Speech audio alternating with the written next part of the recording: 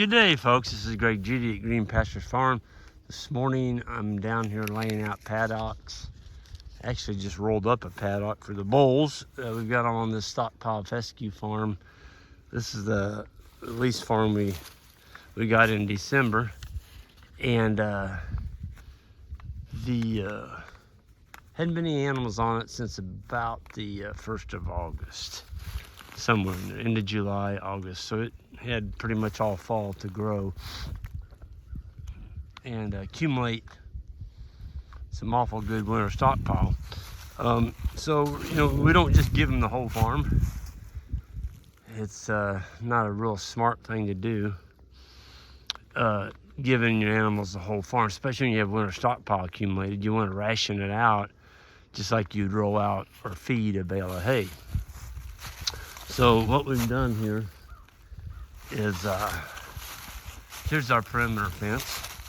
As you can see, the boys and I have been quite busy clearing the brush back. This hadn't had any really work done on the perimeter fence brush for many, many years, and it grew up. There was a lot of vegetation touching it. Our voltage was low. This is all high tensile. It's got a Cyclops solar charger on it. I believe it's a 12 joule. And when we first started down in here, we were, you know, like 3,500 volts on some of this, and we've got it up to 8,000 just by taking all the brush off. And that there's a pond up there we've been working on. Kind of finished it up yesterday as far as cutting the trees that were on the fence, and around the pond it just choked the pond out, where the pond water itself is kind of a brownish tannin from all the leaves falling in it. So that's not the best high quality water for livestock. So we decided to take care of that. So we took out a lot of the trees, left the nicer trees, but took out a lot of the junk trees and let some sunlight in there. Anyway, I wanted to show you what we're doing. These are geared reels. And so at the far end of that paddock, which is, I stepped it off, it's 58 steps. It's actually, I multiplied it times 3. It's 366 feet long by 54 foot wide. From that reel to this reel is 54 feet or 18 steps. So we started over there on the perimeter, and we're working our way across this field. As you can see, I've already got 1, 2, 3. There's another line of posts that I don't have a reel on yet, but there'll be 4 paddocks already put in here. And this is Friday, January 13th.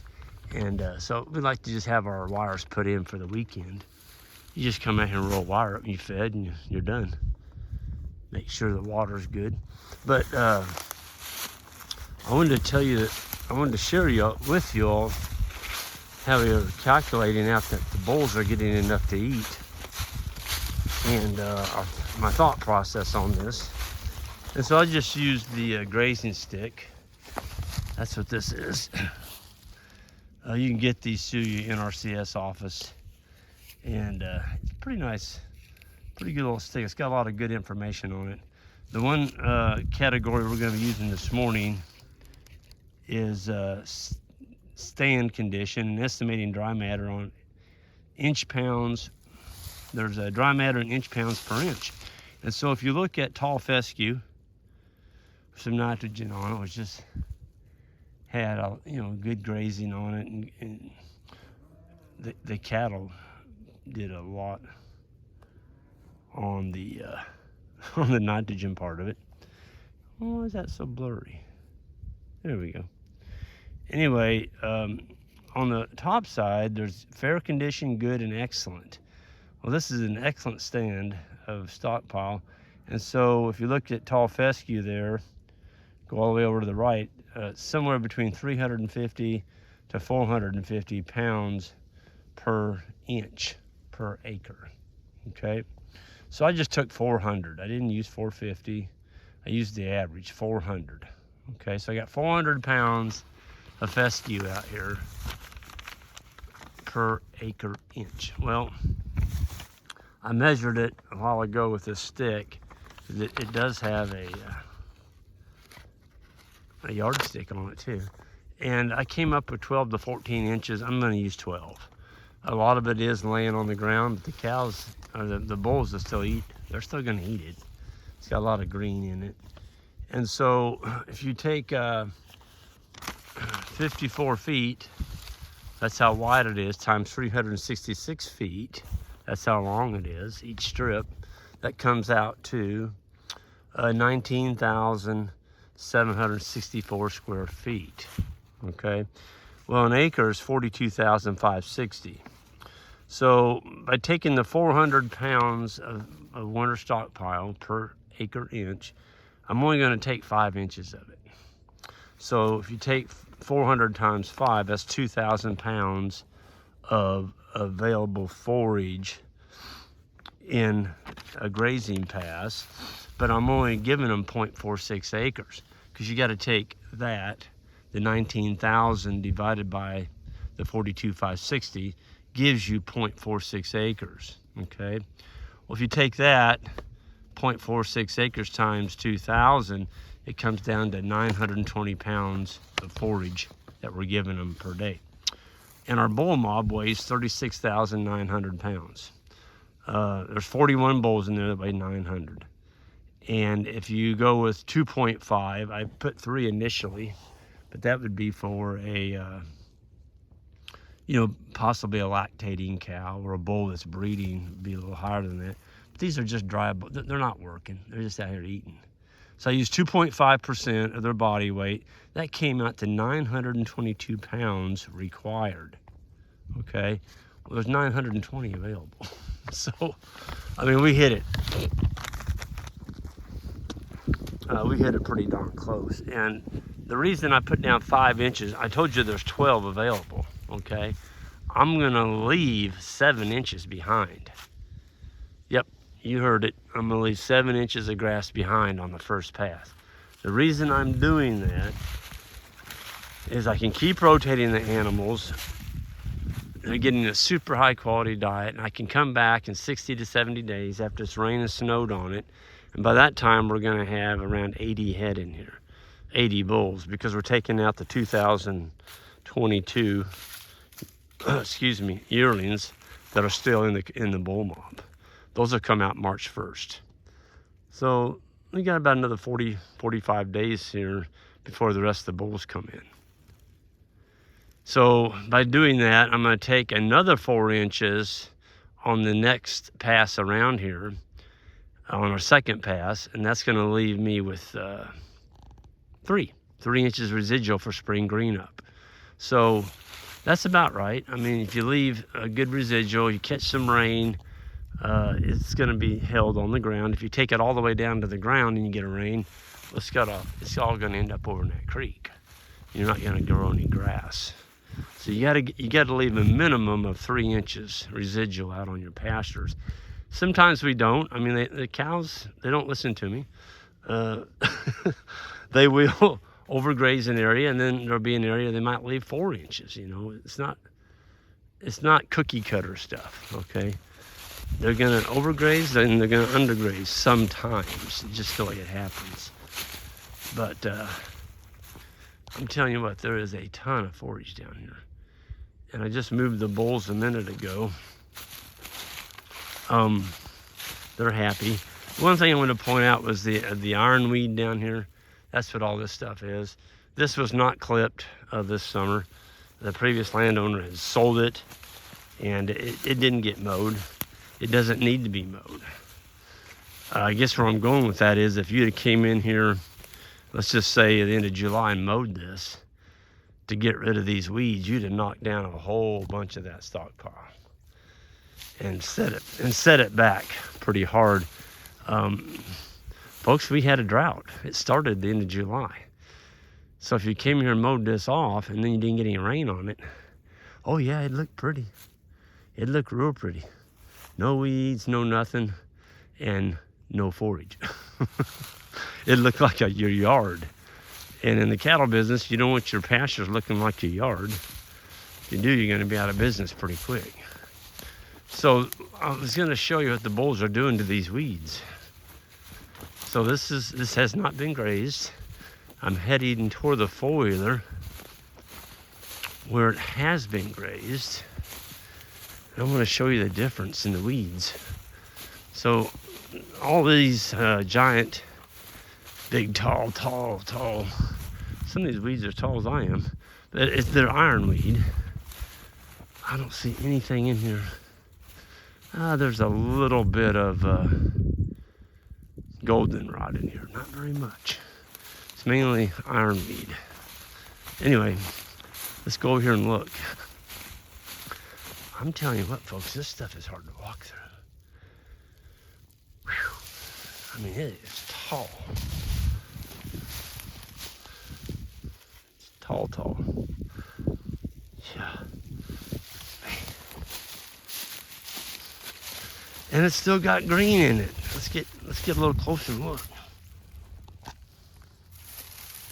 There's green down in there. When I say Kentucky 31 fescue, well, not all of it is. Right there's a little strand of orchard grass. So there is some orchard grass in here. I don't see a lot of clover, but we're gonna help that out a little bit. I got a couple bags that I bought at the Boone County Youth Scholarship Banquet. The guy donated a couple bags, and I bought them. Good. It's a good deal to help the kids out, and I got a couple bags of clover seed. So I don't normally put out clover, but I'm going to put out a couple pounds per acre on this after the bulls have grazed it off. So this is our first pass there. Do y'all see a difference in that side versus this side? Yeah. But folks, there's still just a ton of grass out here. Yeah, it's got manure on it. It's been stomped on. It's been laid over. But look. I mean, there's still a lot of grass. I can't see the ground down there. I mean, there is a ton. Hey, look at that. That's going to be good feed in another 45 days. It's a whole lot better than feeding hay. It's a whole lot more economical. So one of the people asked me, they got an email yesterday. The guys asked me, Greg, if you had to start over again, where would you set up your grazing operation? Didn't take me long to answer that one. I'd set it up where it rains. I'd set it up where it gets rain. And the second most important topic is I'd set it up where you can grow fescue.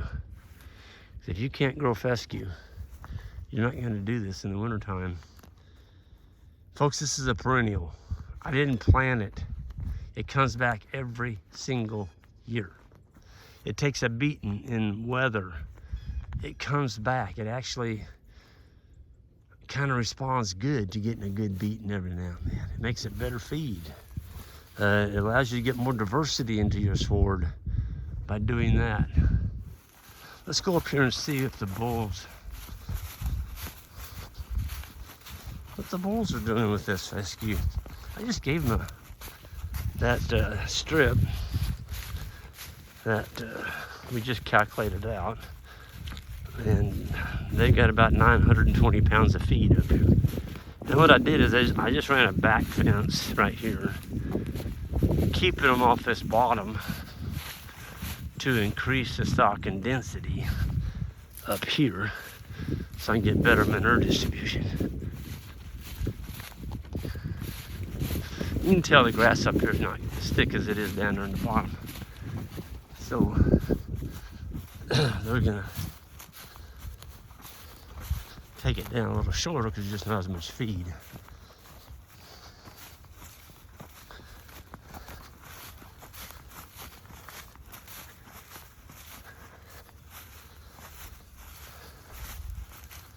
I think the bulls The bulls are telling us that's pretty good feed.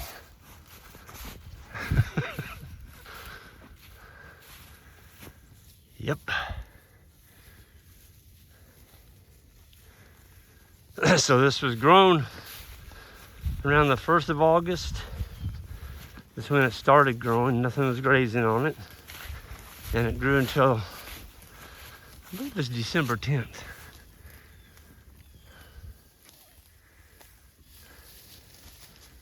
You see any bulls in there look hungry? Or, you know, thin, limited, like they're not getting enough to eat?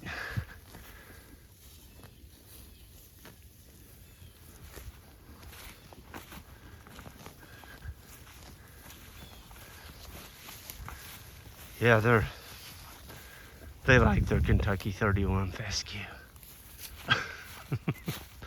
I gotta show you this. The boys and I worked on this the last 2 days. And this is the pond site. The water it's just got a lot of leaves in it. It's turned a little bit on the brown side, not bad. I've seen the lot worse. We got these trees taken off the dam and opened it up, and then we left oaks and cedars. The landowners wanted a few cedars left, so we left some cedars. But mainly it's all oaks. There's a big old sycamore. There's an elm. There's a couple honey locusts right there. Those are thornless. But we had to use a come along to get the trees out of that pond. A couple of them fell in the pond. Anyway, we got them all out and we're waiting for it to get dry or frozen. And that John Deere 75 horse with the grapples on it, we can come in here and grab this stuff and just clean this whole pond side up, get all the brush out of here. And it's gonna look pretty nice. It's gonna allow a lot more sunlight in here. I'd say this pond's down, when looking at the bank over there, at least 3 to 4 feet.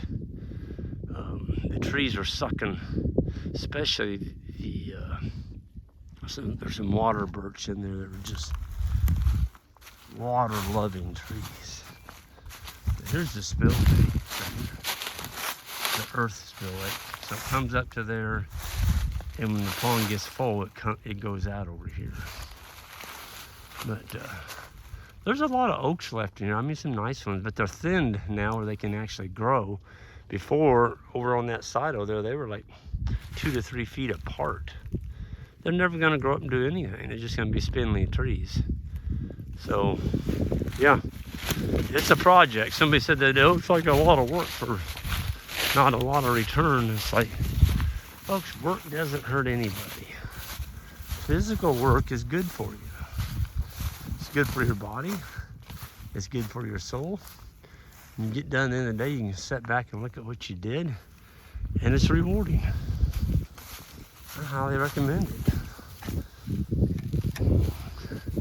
Just getting everything for nothing and free.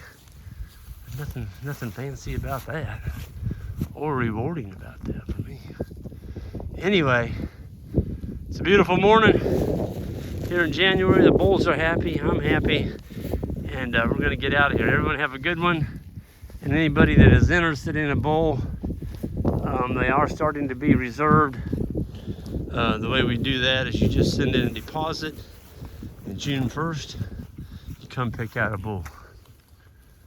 And you can go to our website, greenpasturesfarm.net, and fire me an email and get you a bull that's going to give you those 1,000 to 900 to 1,000 pound cows.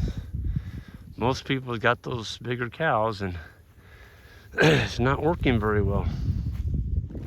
They eat too much. I mean, can you imagine putting 1,400 pound cows on that little piece of grass I gave them? My gosh, they'd starve to death. And those bulls are fat as pigs.